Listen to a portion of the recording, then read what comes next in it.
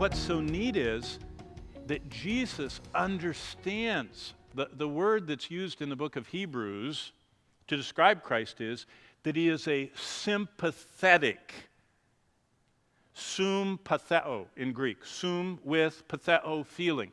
He feels with us.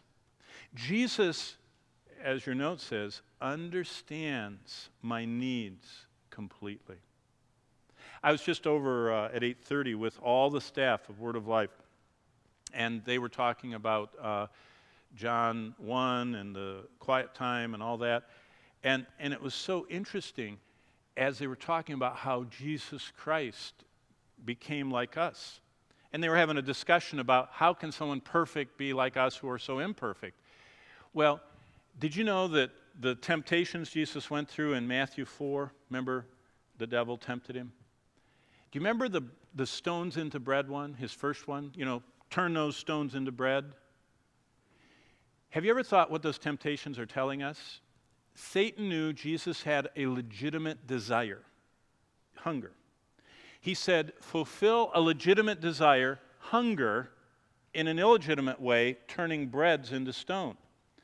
turning stones into bread. It's illegitimate. The Son of God didn't use his creative power to go wham, wham, wham, wham, and turn rocks into, beautiful, fresh bread. But the lesson is, Satan always tempts us to fulfill a legitimate desire, hunger, in an illegitimate way, like he tempted Christ. Now think about that for a minute. We have a lot of legitimate desires. God built them into us. Do you know what one of the biggest ones is? The number one for men and number two for women is sexual desire. It shapes a lot about men, their sexual desire. And a lot of people throughout church history have said, oh, that's evil. Really? God designed it. It's a legitimate desire. What's wrong is to satisfy it in an illegitimate way.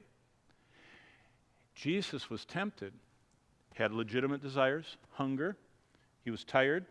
He was tempted to operate in his own strength, and he said, no, I don't want to. I want to do the will of my Father. Jesus had all the same struggles we did, but he chose the legitimate way to solve it rather than the illegitimate.